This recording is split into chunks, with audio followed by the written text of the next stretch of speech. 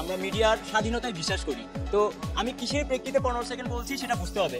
আমরা বলেছি যে যেসব মিডিয়া এই যে এত কিছুর পরেও কিন্তু একটা মহল বা কিছু মিডিয়া হচ্ছে এখনো চাটুকারিতায় ব্যস্ত, এখনো দালালিতে ব্যস্ত, যারা এই দালালিতে এখনো আছে, দালালিতে লিপ্ত আছে, আমরা সেই মিডিয়াগুলোকে বলছি, আপনাদের কিন্তু বলি নাই যারা আপনাদের সাথে কাজ করছেন। এবং আমরা জানি যে মিডিয়া হচ্ছে দেশের একটা গুরুত্বপূর্ণ অংশ।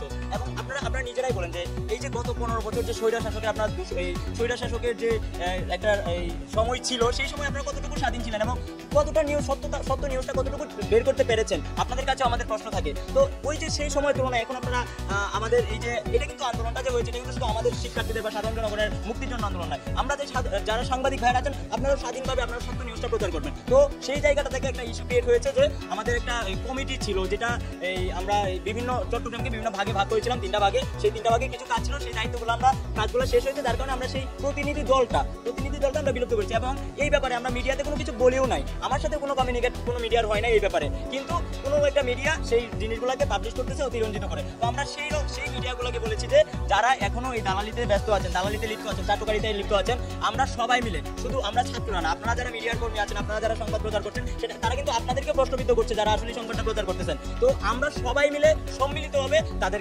বিরুদ্ধে আওয়াজ করবো। এবং যেহেতু আমরা এই খুনি হাসিনাকে এই দেশ থেকে পালাইতে বাধ্য করতে পারছি, তাদেরকে যারা দালালি করতেছে, আমি আবারও বলছি, যারা দালালি করতেছে, ভুল প্রচার করতেছে, তাদের বিরুদ্ধে আমাদের আওয়াজ উঠবে এবং তাদেরকে আমাদের রুখে দিতে 15 সেকেন্ডের সময় লাগবে না। সো আমি এই জায়গাটাই মন্তব্যটা করেছি, এটা আমি কোথায় যে কথাটা বলেছি সেটা বুঝতে হবে, তারপর আমাকে কোশ্চেনটা করতে হবে।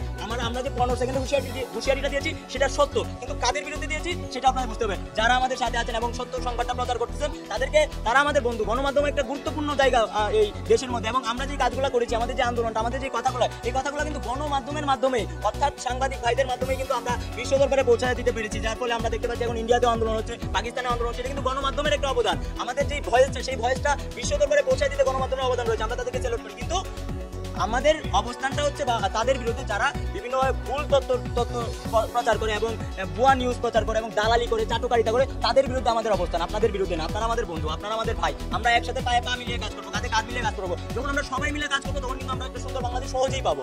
তো আমি আবারও বলছি, যারা এখনো এত কিছুর পরেও যে সকল মিডিয়া এখনো চাটুকারিতায় ব্যস্ত আছেন, যে সকল মিডিয়া এখনো দালালিতে ব্যস্ত আছেন, তাদের বিরুদ্ধে আমাদের হুঁশিয়ারি, এবং সেই 15 সেকেন্ডারি হুঁশিয়ারি।